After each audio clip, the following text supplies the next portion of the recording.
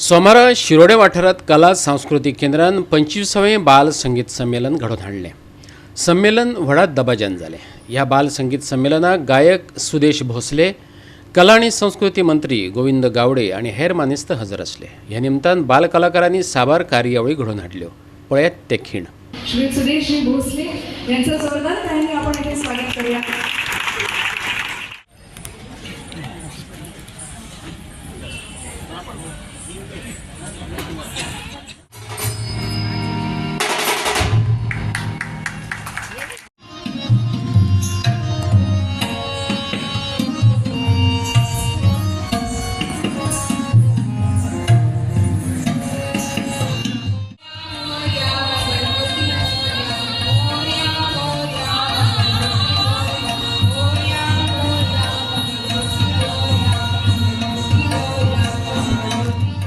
अभिनंदन करतोय कला सांस्कृतिक मंडळ केंद्र, ज्यांनी गेली 37 वर्ष अविरतपणे संगीताची सेवा आणि त्यातून शिष्य घडवण्याचे आज जे शस्त्र जो शिवधनुष्य त्यांनी पेरलेला आहे त्याबद्दल खूप खूप शुभेच्छा आणि मनापासून सर्व कार्यकारिणी समितीचे त्रिवार अभिनंदन आणि आभार.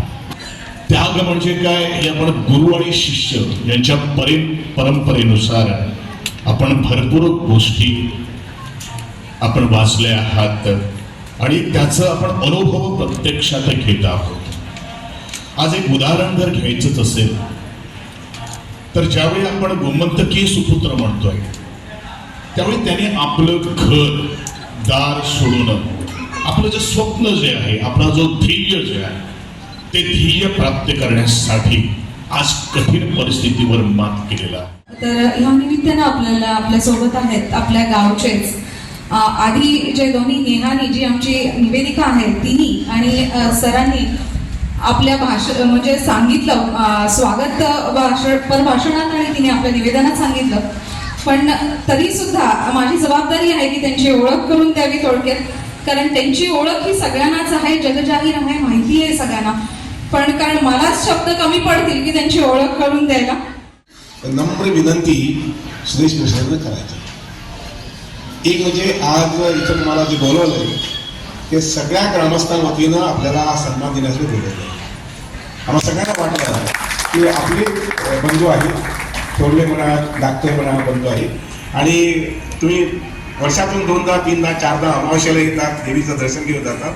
म्हटलं आमचं 25वं वर्ष आहे आणि त्यानिमित्त म्हटलं तुम्हाला आमच्यामध्ये सहभागी करून घ्या.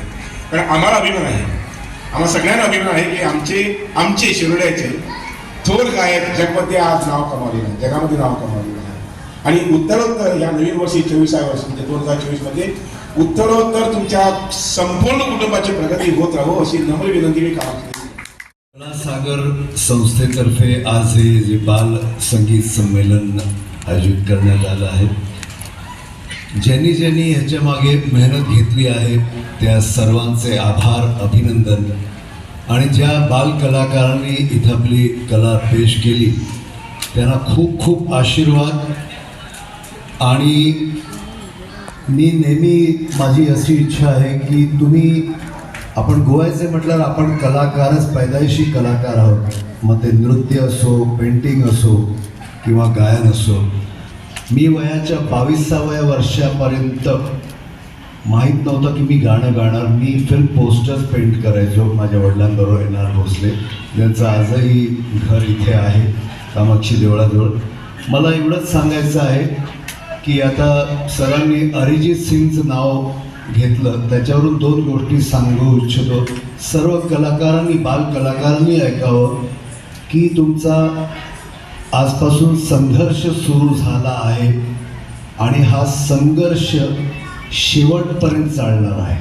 गोवा 365 खातीर कृष्णा नायक, समृता खनगांवकार आणि सानिका नागवेकर.